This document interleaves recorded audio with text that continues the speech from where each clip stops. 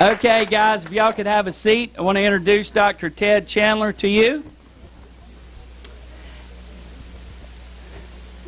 Dr. Chandler, after 2 years in the Navy, Dr. Chandler earned a degree at Wake Forest University, chosen as one of the first class of Morehead scholars at the University of North Carolina at Chapel Hill. He graduated from the School of Medicine with an MD degree. After 20 years of private practice in Hickory, Dr. Chandler took a position as the Associate Professor with Wake Forest University School of Medicine, teaching medical students as the Medical Director of the Reynolds Health Care Center. When I first met Dr. Chandler and we were talking about the muscadine grape, he told me, he said, "Brock, I've always been the type of doctor that reached for my brain before I reached from the prescription pad." So a guy that's here to help you and give you some good news if you've got diabetes or know someone affected by diabetes today. Let's put our hands together for Dr. Ted Chandler.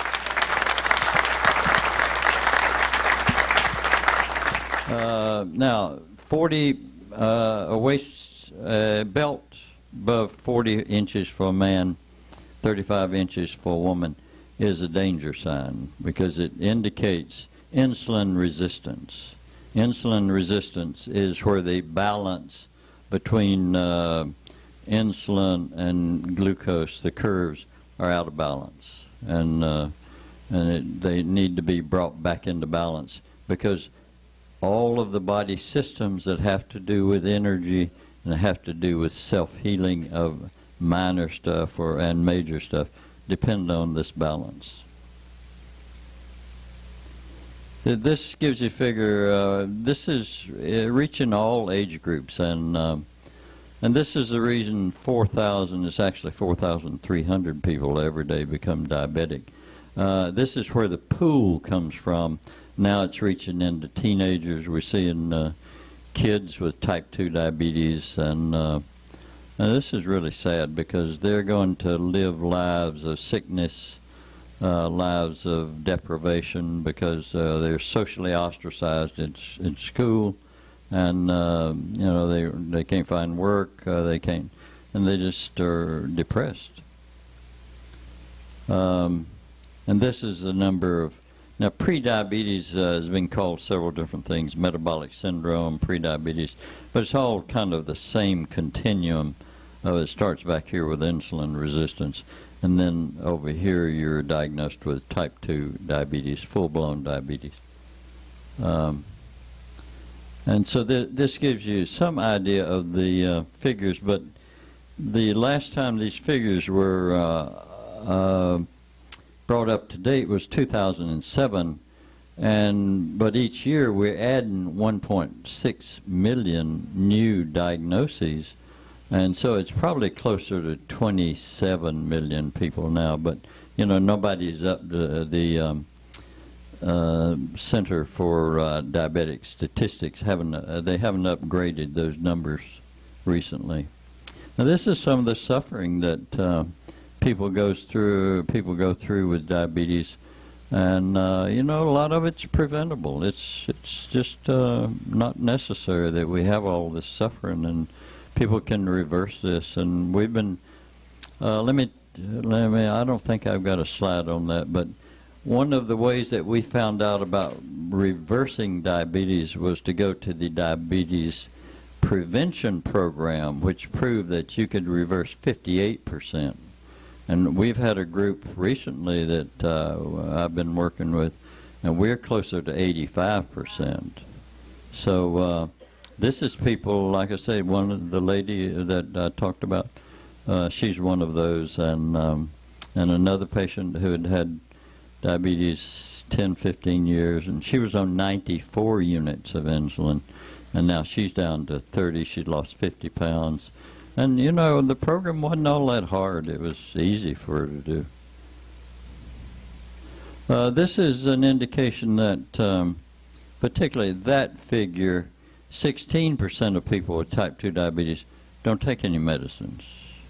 You know, they figured it out. And the way people figure it out, they may have a doctor who understands this, or they may go on the internet and they'll find a group, a focus group that will guide them through it. Because, you know, it's not really a medical problem.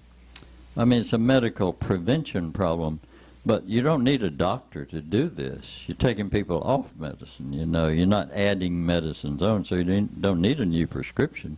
You just need new behaviors, new habits. And so when you look at it from that point of view, the real place this ought to be is in church. Really? Yeah. Yeah. Because it ought to be in church. I mean, when you look at, well, where does healing come from? Where the church ought to be a healing institution. It used to be.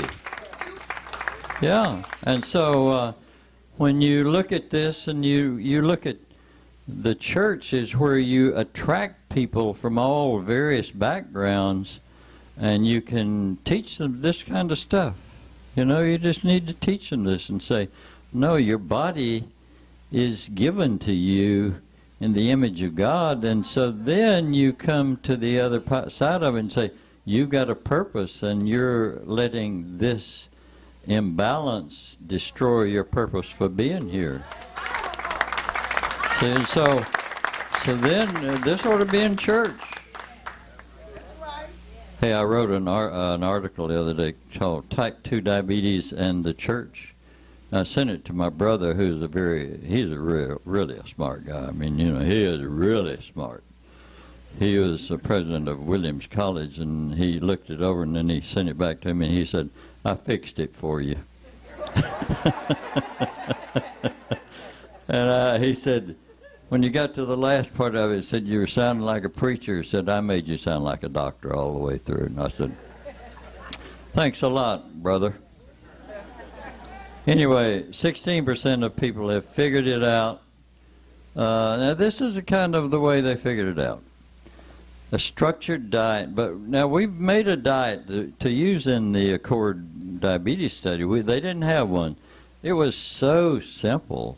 But people lost 20 pounds, 30 pounds.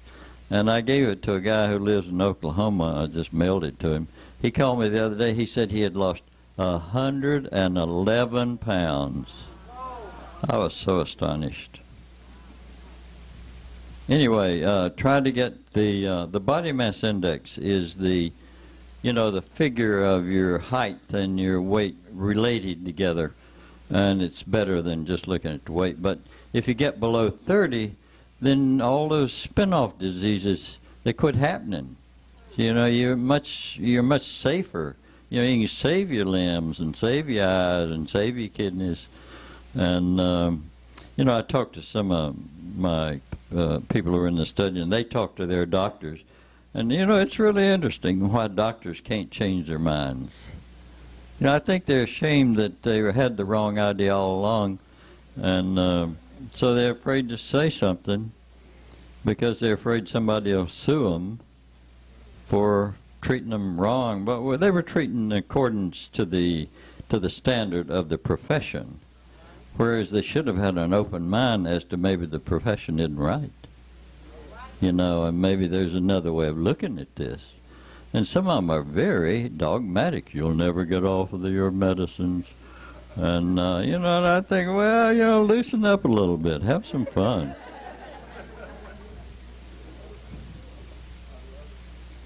Okay, now, here's the interesting stuff about Nature's Pearl.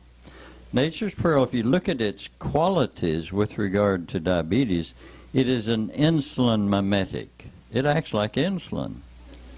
Okay, so there's conventional therapy, and then there's reversal therapy. And you've heard about reversal therapy. To me, there isn't any option. Everybody ought to know. I mean, there isn't any, you can argue it all that you want to, but everybody ought to know about reversal therapy or to be given that option for at least 3 months before going on any medication. It's already proven. It's in the record.